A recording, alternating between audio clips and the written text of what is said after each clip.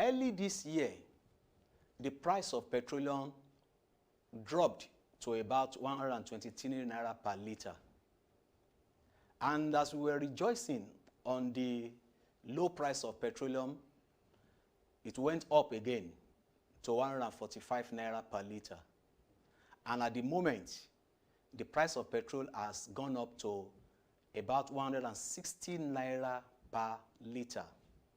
And in the midst of this, government has announced full deregulation of petroleum.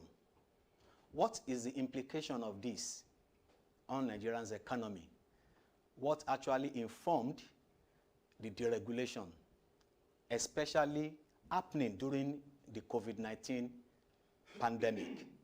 Joining me in the studio to discuss this and answer our numerous questions is a petroleum marketer, the MD CEO of Topsy Oil Nigerian Limited, Mr. Tunde Meshioye. Mr. Meshioye, you are welcome to the show. Thank you for having me back again. Thank you, Mr. Meshioye, for finding time to join us to come and discuss this very important and sensitive topic. Now, the price of petrol has gone up again. Okay. In 1 year, we have had 123 naira per liter, okay, 125 naira per liter, 145 naira per liter. Now it's about 160 naira per liter. What informed this recent hike in petroleum price? Well, we can't really say it is a hike in price, although to the general public, it's a hike. But what government is simply doing is that they can no longer subsidize PMS. And government want to go into full deregulation, which actually they've been dilly-dallying, about over the years. But the situation of our economy, which we all know that resources is dwindling, since the crash of the crude oil price, government has lost a lot of revenue. So government doesn't have enough money to run quite a lot of things. At least you all know that they borrow quite a lot from different organizations across the world. And looking at that, they are now at a critical decision. You can't, when you lack funds, you can't be giving out free money. Because it's an area that government see that, look, we can't continue in this manner. Because Nigeria being a monopolized economy, over 80% of federal government earning comes from crude oil. So whatever happens to the price of crude oil, which government has no control over, affects our economy. And that is summary of what is happening. Before, when government used to earn good amount of money from crude oil sales, when the price was as high as between $80 and $100 per barrel. So it was easy to subsidize without much challenge. Now, at the time crude oil price crashed to below $25, that it was even difficult, for them to even sell. That's why at that time government has set up a committee to review the budget for the year. So, and I know that at this point, government has no choice than to hands off, subsidy. The only thing they need to do is to allow the force of demand and supply to dictate the price, which what they are trying to do now. At least over the time for years, they've fully regulated AGO, which is popularly known in the public as diesel. Nobody hear any noise about that. The same thing we apply to PMS. Fine, it's going to be very tough at the beginning. But now government need to hands off totally by allowing marketer, everybody that has capacity to bring in PMS to do so. Unlike, like AGO. Because they still control it, it's not everybody can bring in PMS within the industry. Only, some people, you have to go through NNPC. But AGO, once you have your funds, you have the capacity, you can bring your product. So when that is fully done, then you now see the force of demand and supply coming to play. Then the price begin to, adjust itself. Government will only be providing guidance and regulations here and there, which actually that is their original responsibility. But as it is now, government is majorly the one selling PMS to everybody, which government has no business in running business. The major and primary responsibility of government is to create an enabling environment and allow private sector to drive it. But the reason why it's this high is that, fine, we are still importing. That is the ultimate solution. Because now, on one part, government will be praying for the price of crude oil to go up so that they can earn money, which is a plus. But because we are importing, we are not benefiting from that until we begin to refine our consumption locally. I think Nigeria is the only petroleum exporting country that still imports petroleum products. It's an irony and it's an aberration. I said it during my last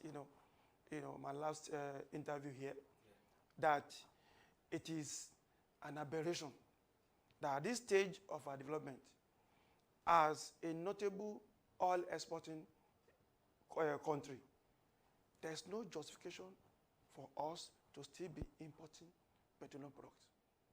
Okay, thank you. This is a sensitive matter, Very. And I would like to open the phone lines to viewers to call in on the show. Is that either to ask questions or to make comments? Mr. Meshioye is very much here to respond to every question. Now, Mr. Meshioye, now that it's been deregulated, you are a petroleum marketer. Does it mean more money for petroleum marketers? No, it's not much more money, because in practical terms, the profit margin is not really affected. The challenge that you now have more funds you need to run your operation. For example, when the price, for example now, based on the circular that came from NNPC, the S depot should be 151 naira. Okay. Unlike before, which is around 131 naira. Now, to load a truck, a tanker of PMS at the depot at 131 naira, you will know the amount. Now it's 151. So, and mostly the margin that you make between, say, 3 naira, that margin still remains the same. But it puts a lot of financial pressure on oil operators. But what you have been buying at 100 naira, now you are buying at 150. So that means you need more revenue to be able to buy similar quantity. And the margin is not really affected. Now, and when virtually all of us go to bank to source for funds, and the cost of funds is going to be high, because let's assume you used to take, say, about 50 million to run operation. Okay. You now need about 70 to 80 million. If they calculate the current interest rate percentage, let's assume you are paying 25%. 25% of 50 million is made from 25% of 70 million. So you need more money to pump to be able to get the same volume of product. A lot of people who run retail operation, filling station, that we call filling station, they are crying now. Especially those who doesn't have much liquidity, to run. Maybe their fund they need that they can use to buy, 2 trucks. They have to struggle to buy just 1 truck, for the station. And they have to replenish their stock. So they need more funds to run. And it does not mean that their margin is going to increase. No. Margin practically the same. Sometimes it even goes down. Because now the volume, the purchasing power of people have dropped drastically. Those who have been buying, people hardly buy a full tank now. You hardly see. People buy a quarter or half. And the days of illegal movement up and down is over. Before you begin to move around, you have to be sure that that place you are going to worth it. So a lot of factors are involved. So volume at the retail end has also dropped drastically. They're also not selling much volume as they used to sell. And our industry, is volume driven. The volume you sell at, we run on volume operation. Margin is slim, but when the turnover is high, you are able to survive. But now margin is low. And they are all struggling to survive.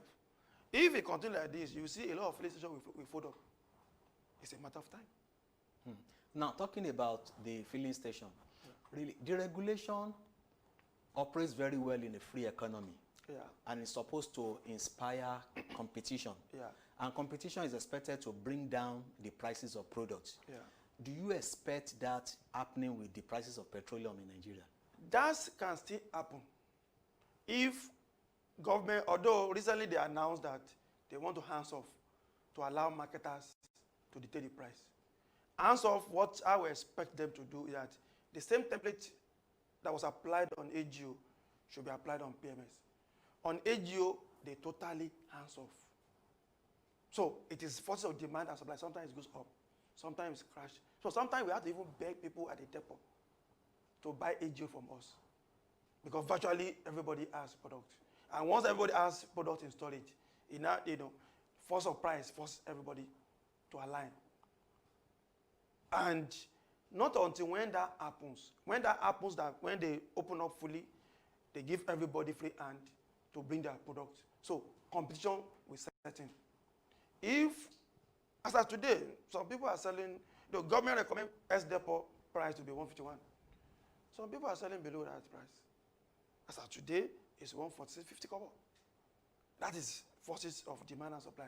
Because somebody who has, say, about 10,000 empty metric tons, that's about 11 million meters in his storage, and is looking at the time to pay back to bank. Government says 71. When they see somebody, okay, can you sell below? Which volume do you need? He will sell. So as of today, at least, I hardly see any depot selling at 151 because people are not buying.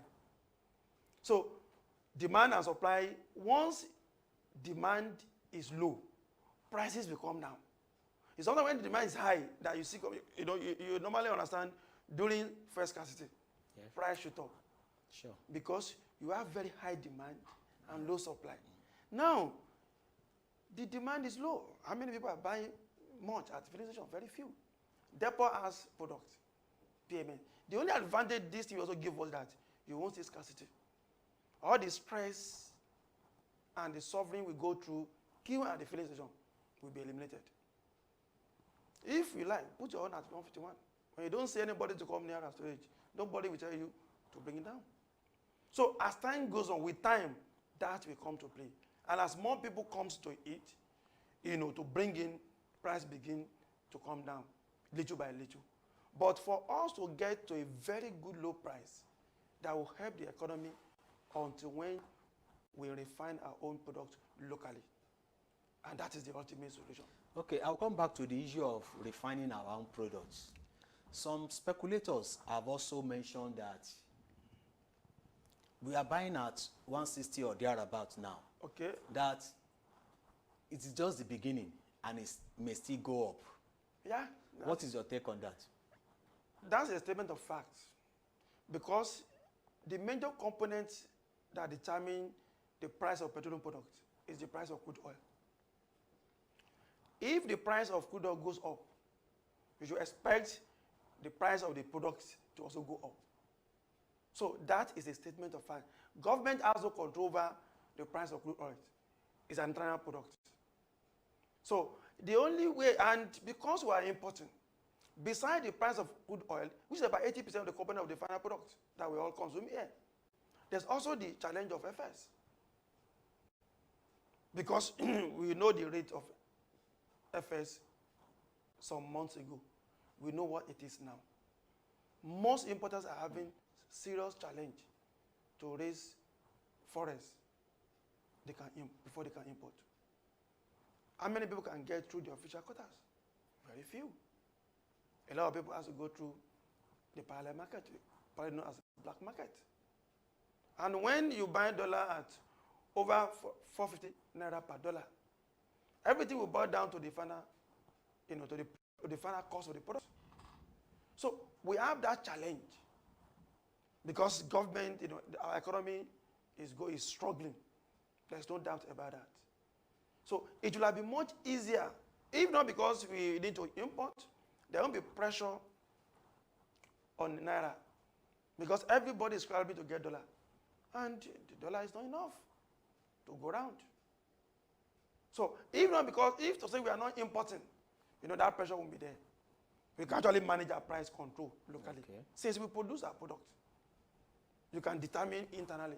But because you have to import from another country, and you have to buy in dollars, you have to buy in dollars because that's international, currency with which you can buy, product. Most importers now are going through a lot of stress in importing products. By the time you get here, the price will be high because they have to factor in the exchange rate. And except the price of crude oil crashes again. There was a few months ago when we have it, when you joined in your opening remark, when we have it at 123 naira per liter. It was at that time, the price of crude oil was around $25 per barrel. Now it's over $40.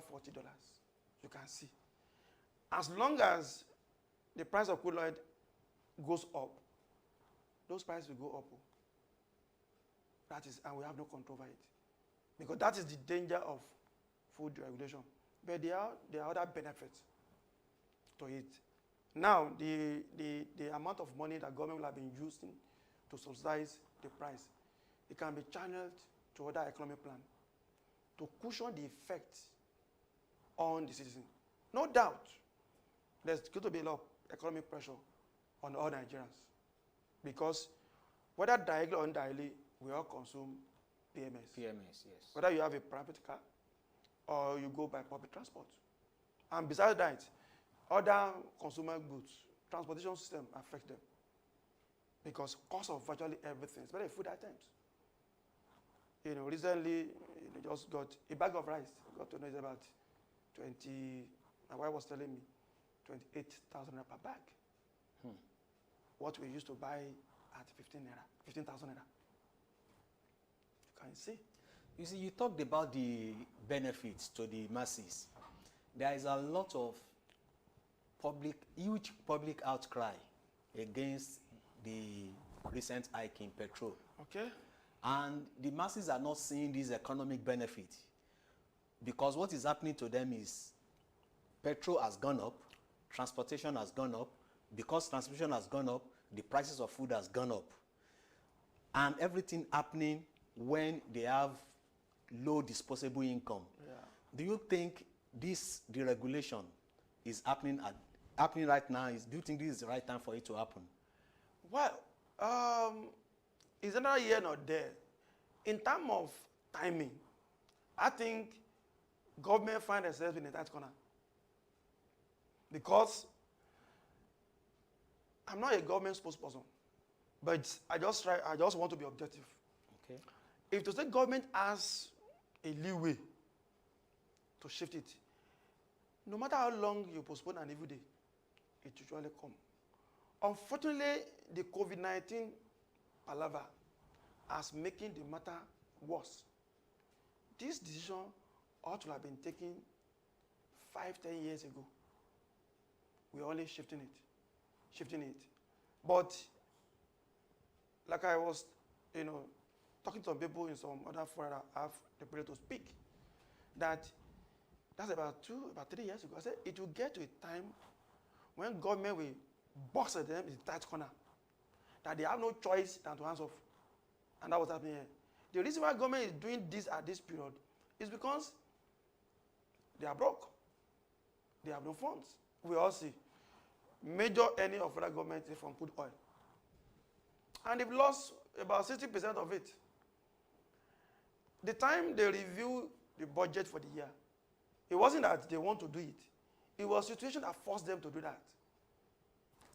Because where the amount of money they were expecting were not forthcoming due to obvious reasons. Okay. So now, what's the way out? We have to cut down. So those areas, that's the first thing to go. And it's not that they too are also comfortable with it. But it's like they have no choice. It's just like, when you are going on the road and your car broke down, you need to get the area boys to help you push to the side so that you don't become a nuisance. Sure. You might not be comfortable. By that period, you put off your jacket and, boys, please, we need to do this. Because at that time, it's an emergency situation. Nigeria is an emergency situation because our economy is going through a tough time. Earnings has dropped drastically. Even the plans being put in place now It will take some time. I learned that, okay, the VP is heading economic stability plan. They are just starting. And it's not the day you start a plan that you start seeing the result. It's a beautiful plan, but my concern is that I pray and I hope that they implement it fully. If that plan is implemented fully, then there will be light at the back of the end of them. Because we are good at putting plans together in this country. It is about implementation that I do have challenge with. Brilliant proposal. I've had several brilliant proposals in the past that end up in the trash can.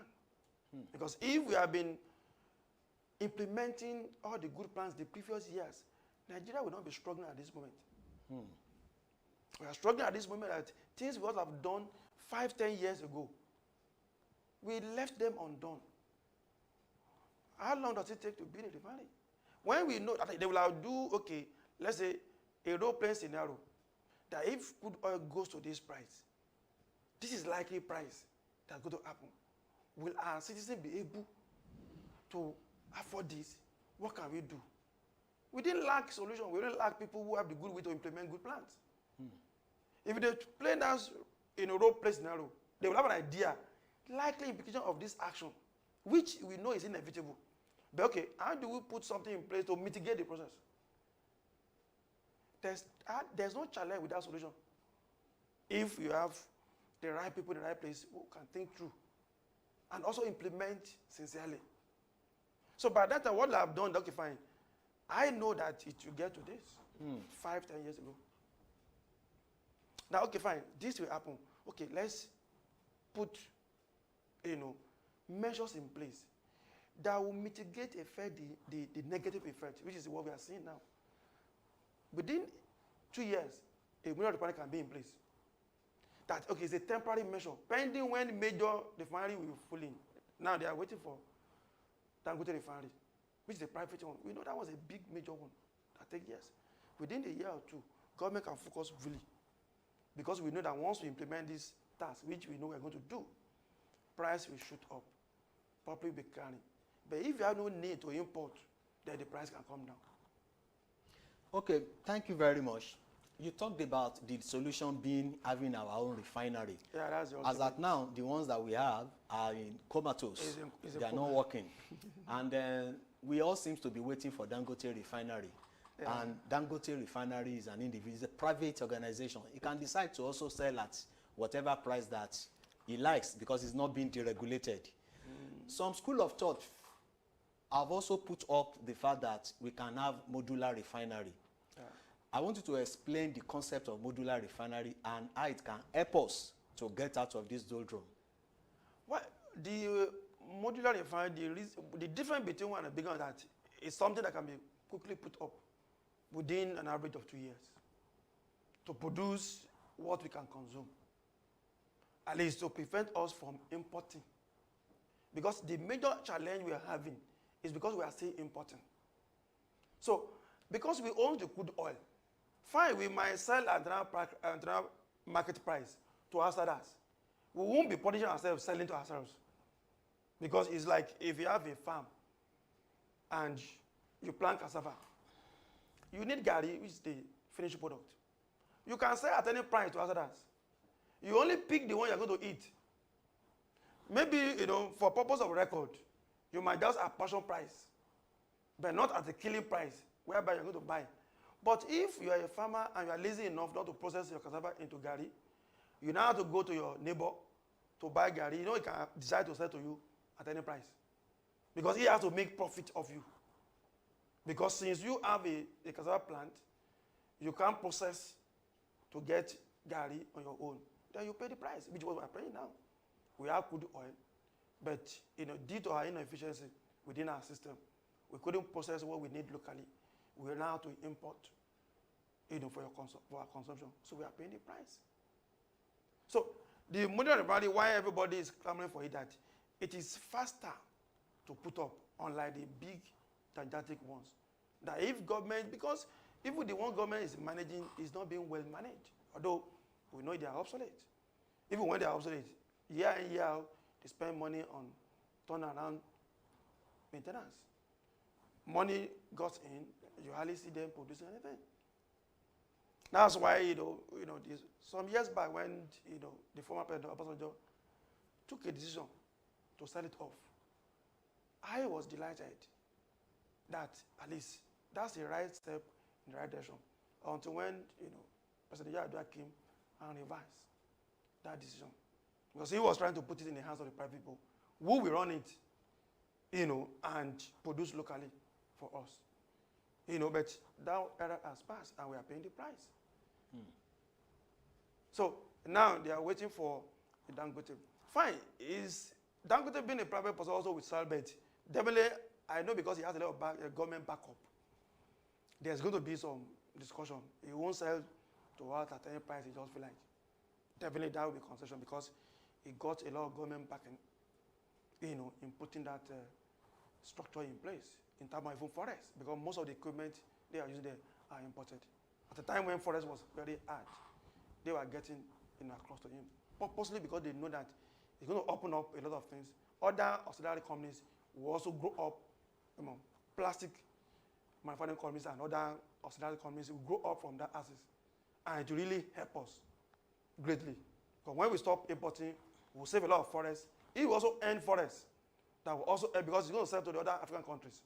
The capacity there is bigger than what Nigeria can consume. Okay, let's leave that apart. And this is going to be my last question. And I want you to answer it in less than 1 minute. On a personal or professional note, if you are made the Minister of Petroleum, what would you do to solve Nigerians' problem on petroleum?